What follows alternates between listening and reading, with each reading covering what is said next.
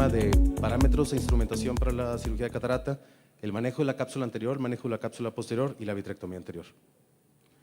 Dentro de parámetros de instrumentación, depende mucho con qué aparato vayamos a trabajar. Generalmente nosotros trabajamos o con el Infinity de Alcon o con Stellaris de Bausch & Lomb, que no tengo igual ningún interés financiero en ninguno de los dos.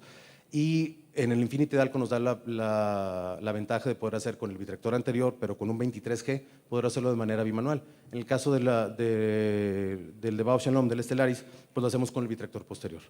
Generalmente hacemos acceso bimanual, yo siento que es más fácil manejarlo de esa manera, aunque puede entrarse con una herida 2.8 y hacerlo con el vitrector anterior, con la manga de la irrigación, pero yo creo que de manera bimanual, con unas paracentesis mucho más pequeñas, definitivamente es mucho más fácil y más maniobrable hacer la cirugía. Hacemos la capsulorhexis cuando la hacemos con el vitrector, y estos son los parámetros que manejamos, básicamente 300 de corte, un corte bajo tanto para la capsulorhexis, para la aspiración de la corteza y la capsulotomía posterior, un vacío de 200 y una altura del frasco aproximadamente de 80 centímetros. Cuando ya pasamos a la vitrectomía anterior, pues definitivamente subimos a lo más que tenga el aparato, generalmente entre 1500 o 3000, si en dado que tenemos corte alto en el caso de Bausch & Lomb, y bajamos un poquitito el vacío y la altura del frasco. Pero básicamente son los parámetros que usamos. Cuando hacemos corteza, bueno, tenemos la opción de desactivarlo del pedal, el vitrector, y hacer nada más una aspiración del contenido del cristalino. Quise enseñarle nada más porque a mí en lo personal se me facilita mucho hacer las paracentesis o el acceso en esta cuchilla, es de la casa farmacéutica Alcon. Es una cuchilla de 1 milímetro, que es como la paracentesis, y a diferencia del 15 grados, que es lo que generalmente utilizamos, eso te hace una herida de paracentesis completamente uniforme, y para sellarla después en el niño es mucho más fácil, y entran los instrumentos 23G, entran exactitos por la paracentesis. Entonces, bueno, se los quiero dejar ahí nada más como un comentario más. Sobre la cápsula anterior, bueno, ya es de todos sabido que podemos hacer 2 abordajes. Generalmente los oftalmólogos pediatras estamos muy familiarizados con el uso del vitrector. Entonces podemos hacer el manejo de la cápsula anterior o la capsulotomía anterior de manera mecanizada con el mismo vitrector. Tiene ventajas y desventajas los 2 abordajes. La ventaja definitivamente del manejo con el vitrector es que es mucho más sencilla de realizar. Hay mucho menor posibilidades de desgarros y es segura para el implante de lente intraocular, y esa era una de las dudas que teníamos, que en ocasiones abordas la cápsula anterior con el vitrector y dices, bueno, si le dejo un flap ahí incompleto o un flap que vaya a producir un desgarro después cuando vaya a implantar el lente intraocular, entonces ese era el miedo para los que hacíamos el abordaje con la cápsula anterior, o ese era más bien el factor a favor de hacerlo con pinzas en lugar de con el vitrector. Ya Wilson en el 96 ya describió estudios donde dice que hacer la capsulotomía con el vitrector es igual de segura y eficiente que hacerlo con forceps o una circular continua. En el caso de los niños mayores de 3 años es mucho más fácil hacerla con forceps, o bueno, probablemente un poquito más fácil. Es mucho más elástica la cápsula, esas es probablemente las contras de hacer una circular continua. Tiene una mayor dificultad técnica en comparación con una capsulorhexis que se hace en adulto. Tenemos mayor posibilidades, no tanto de desgarro, sino que se nos vaya la rhexis definitivamente, aunque cuando nos queda una circular continua, definitivamente el manejo del lente intraocular de la bolsa es mucho más sencillo. Y bueno, a manera de recordatorio, nada más para recordar los vectores de fuerza, en el adulto se hace la circular continua de manera, válgame la redundancia, de manera circular, y hay que recordar que los niños, por la elasticidad de la cápsula, la dirección de la fuerza es el centro, para tratar precisamente de ir evitando esa elasticidad y que nos quede una capsulorhexis de un tamaño adecuado. En estos 2 videos pongo los dos abordajes de la capsulotomía, tanto la capsulotomía mecanizada con el vitrector o la capsulotomía con Utrata. Yo generalmente le recomendaría, si vamos a hacer un abordaje en una cápsula en un niño, siempre teñirla.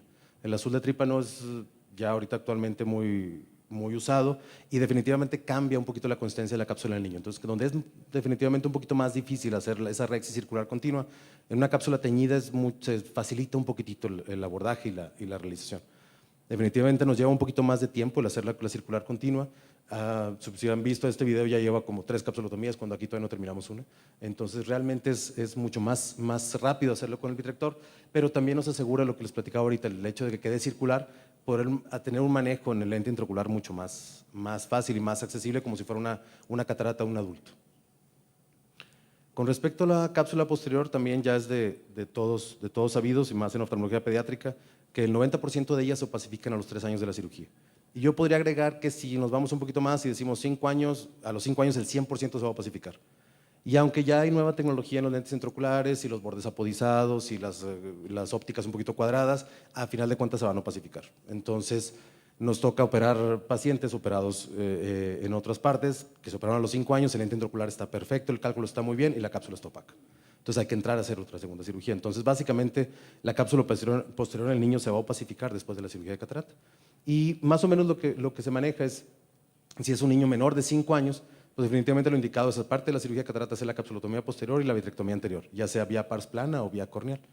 Si está entre los 5 y 8 años, la literatura dice que podemos nada más hacer la capsulotomía posterior. En mayores de 8 años se dice que podemos dejar la cápsula posterior intacta, y si calculáramos que tuviera 3 años, tal vez ese niño a los 11 años probablemente va a cooperar perfectamente para hacer un jack láser. Podemos tener niños de 5 años que cooperan para un jack láser. El problema es que un niño de 5 años que rompemos la cápsula con el jack láser, tenemos todavía la hialoides y el vitro anterior intacto. Las células epiteliales van a seguir creciendo por ahí, nos van a opacificar, la hialoides, y va a ser igual, vamos a tener que entrar a limpiar. Entonces, yo en lo personal, y aunque no está muy descrito, yo generalmente si el niño es menor de 8 años, yo le hago capsulotomía posterior y vitrectomía anterior, definitivamente. La edad también la varía un poquitito si el paciente de por sí tiene síndrome de Down o algo que sabemos que no nos va a hacer cooperar conforme esté más grande el paciente, pues entonces mucho más recomendado hacer una capsulotomía posterior. Y acerca de la capsulotomía posterior, hay dos opciones. Podemos hacerla cuando decidimos hacer el implante intraocular, o que ve ese niño, vamos a poner un lente intraocular, podemos hacerla antes del implante y después del implante. Hay quien dice que es mucho más fácil hacerla antes del implante porque definitivamente podemos verlo mejor, o sea, podemos ver mucho mejor la cápsula y todo.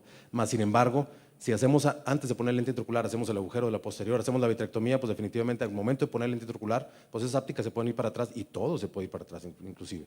Entonces tenemos los pros y los contras. Definitivamente es mucho más fácil hacer la capsulotomía posterior sin el lente intraocular, tenemos mejor visualización y mejor manejo del segmento anterior. Si decidimos hacerlo después del implante del lente intraocular, pues el implante es mucho más sencillo, es como una faca, un adulto, tenemos la bolsa intacta, ponemos nuestro lente intraocular y sin problema.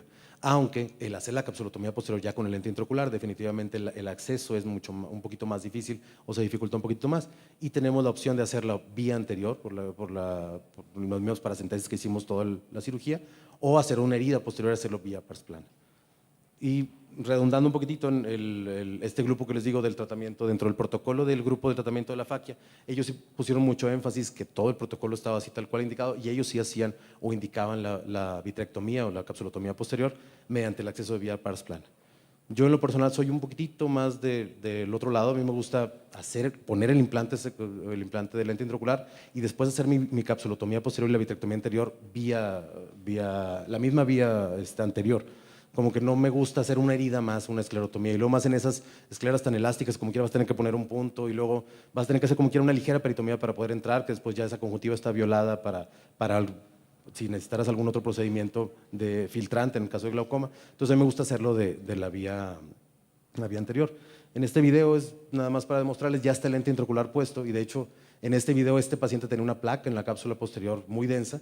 Entonces, lo que hacemos es que entramos con nuestra irrigación, ya nuestra herida principal donde pusimos el lente ya está cerrada con un punto. Entramos con el Vitector 23, que ahorita no se alcanza a apreciar bien, pero estamos detrás del lente intraocular realmente. Luxamos ligeramente el lente intraocular, más sin embargo las ápticas siguen estando en la bolsa, entonces eso nos da la ventaja de que ese lente va a estar en su lugar. Y lo que hacemos simplemente es hacemos la capsulotomía o cortamos la cápsula posterior tratando de dejarla, como está descrito, probablemente 1 milímetro menos o de menor tamaño que la capsulotomía anterior. En este caso en particular nos fuimos un poquitito más extensos precisamente por la densidad de esa cápsula posterior. Y ya posteriormente, después de hacer eso, entonces procedemos a hacer la vitrectomía anterior, cambiamos parámetros, aumentamos un poquitito la frecuencia de corte y ya al final ya nada más como que reacomodamos el lente intraocular, lo acomodamos bien en la bolsa, centrándolo definitivamente para que no vaya a luxarse hacia el polo posterior, hacia la cápsula, por detrás de la cápsula posterior, y para aspirar el viscoelástico que tenemos ahí en cámara anterior.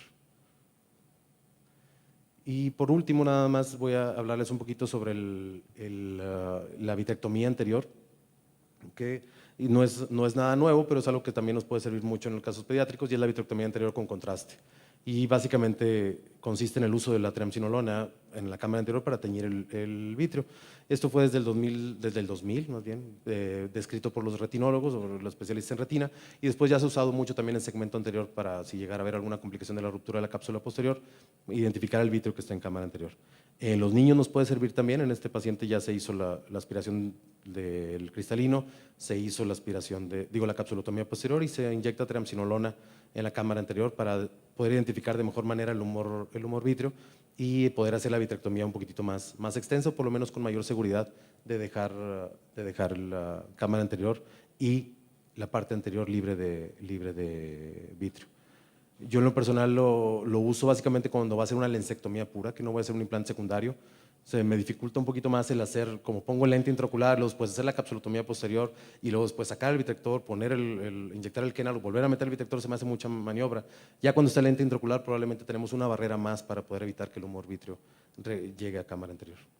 Y bueno, lo que usábamos en México, porque ahora la regulación sanitaria ya no nos permite utilizar el Kenalog a nivel intraocular, pero bueno, el Kenalog de 40 miligramos por mililitro tiene un plus también, es así lo que quisiéramos decir, y es que también nos ayuda para controlar la inflamación postquirúrgica en estos pacientes, lo que llegue a quedar de remanente ya sea en cámara anterior o en la parte anterior de la cavidad vítrea.